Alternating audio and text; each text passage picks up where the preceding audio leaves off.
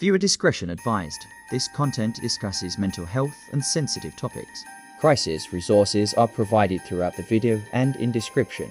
We approach this case with respect for Elisa Lam and all affected by mental health conditions. There are some stories that stay with us not because they're the oldest or the most violent, but because they leave behind a kind of silence we can't explain. In the heart of downtown Los Angeles, wrapped in the glow of buzzing neon signs and the chaos of Skid Row, stands a building that has collected more than its share of those stories. The Cecil Hotel, a towering relic of a different era, cheap, worn out, and infamous long before the internet ever learned its name. Inside its walls, time moves differently. Guests check in seeking adventure, escape, or in some cases, a place to disappear. Workers speak quietly in back hallways about strange noises, empty corridors, and shadows that never seemed fully empty. And even when the hotel is silent, you feel like something is listening. It was here, within this maze of rooms and aging pipes, where a young traveler stepped inside for what should have been just another night. A student on a cross-country trip, documenting her journey, sharing her thoughts, and searching for something: freedom, clarity, or maybe just a change of scenery. Her name was Elisa Lam. She wandered the lobby with wide eyes, clutching her journal, taking in the world around her. To the staff, she seemed gentle, soft-spoken, almost fragile. But she smiled at everyone, even when she looked overwhelmed, even when her thoughts seemed miles away. And the hotel watched her like it had watched so many others. Days later, she would vanish. No one saw her leave. No one heard her struggle. Her room remained undisturbed, just silence and questions. And then, a single piece of footage would surface. A recording that would ignite the internet, confuse investigators, terrify viewers, and turn a private tragedy into a global mystery. Because what happened inside that elevator didn't look like anything people had seen before. And to understand that moment, to understand why that clip became one of the most disturbing viral videos of the decade, we need to step into Elisa's final documented minutes. It began with a simple scene. A young woman daughter in elevator, and a camera that captured far more questions than answers. But before the world saw that infamous clip, before people froze the frames and analyzed her gestures, her footsteps, the empty hallway behind her, there were hours of Elisa's life that slipped quietly into the hotel shadows. Staff later recalled seeing her ride the elevator multiple times during her stay, sometimes hesitating before the doors closed, sometimes staring at the panel as if she'd forgotten which floor she wanted. One worker noticed her lingering in the lobby, shifting her weight from foot to foot, as though deciding whether to go outside or stay where she felt safest. Guests passing by hardly noticed her, just another traveler blending into the rhythm of the Cecil. But for someone like Elisa, who had documented her emotions and internal struggles so openly online, every step seemed to hold a weight no one else could see. And within the silence of that hotel, even the smallest moments feel louder. No one in the building that week could have imagined that one brief elevator ride would become the focus of endless theories, debates, and unanswered questions. And yet, that's where the world's attention would turn. Back to a grainy camera angle, a set of elevator doors, and the last recorded moments that left viewers feeling unsettled for reasons they couldn't quite explain. And that brings us to the footage, the image that would spread across the internet in hours, and leave everyone with the same question: what exactly were we seeing? A young student vanishes from a hotel elevator. The footage went viral, but the truth remains hidden. January 2013. 21-year-old Elisa Lam checked into LA's Cecil Hotel. She was adventurous, documenting her journey online. Then she vanished. Her belongings untouched, no clues left behind. The mystery had begun. The Cecil Hotel's dark history provides crucial context to this mystery. Since 1927, this building has been connected to numerous tragedies and mysterious deaths, earning it the nickname the Suicide Hotel among locals. Serial killers Richard Ramirez and Jack Antoiga both lived here during their killing sprees.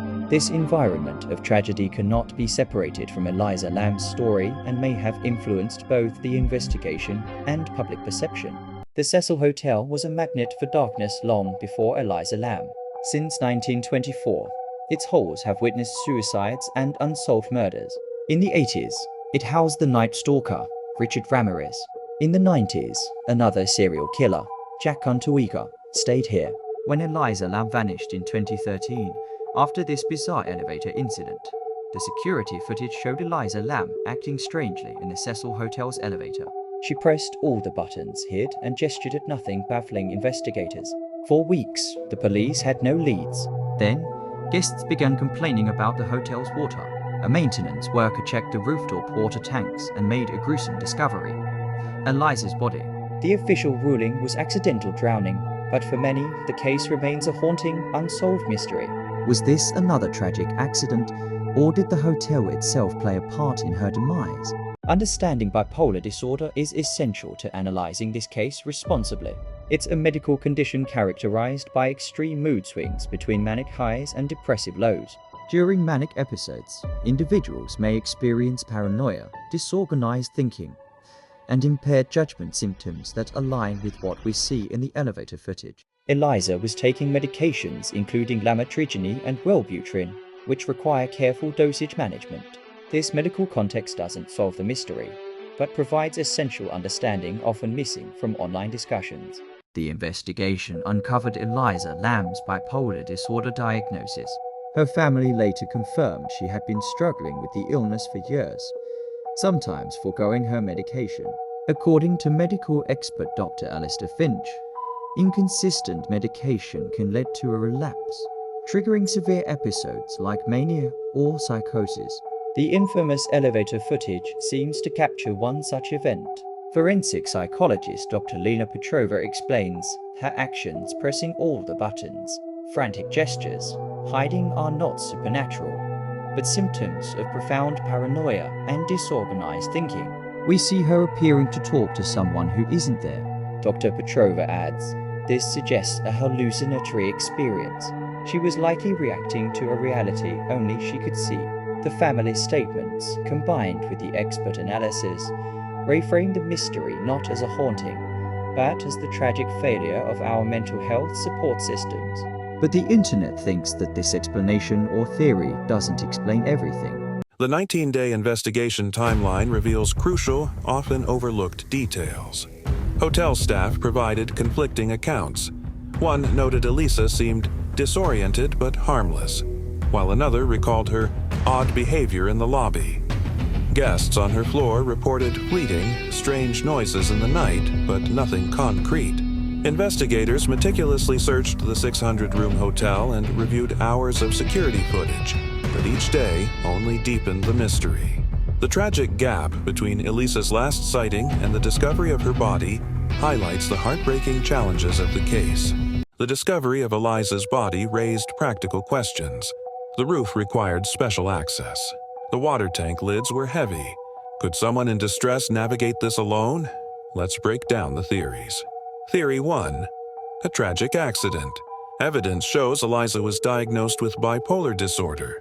Elevator footage from her last hours captures erratic, distressed behavior, suggesting a severe manic episode.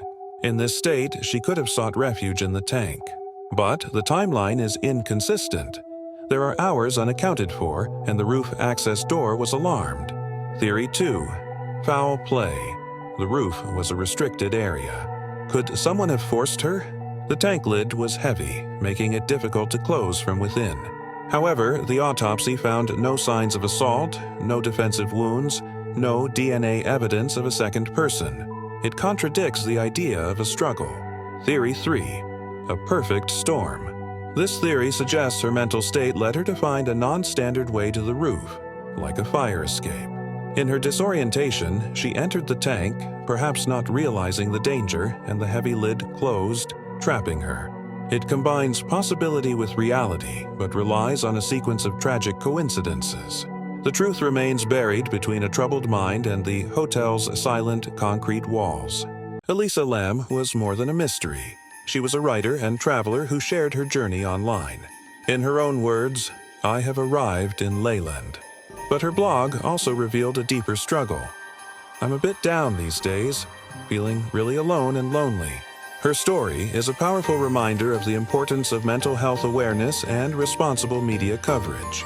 If this content has affected you, please reach out for support. In the U.S., National Suicide Prevention Lifeline, 988 or 1-800-273-8255. Crisis text line, text HOME to 741741. International viewers, we've compiled global resources in the description. At Obscura Files, we believe every victim deserves to be remembered with dignity and truth. If you believe in our efforts to bring a positive light to true crime and telling people's stories, subscribe and hit the bell icon to be updated on our next investigation.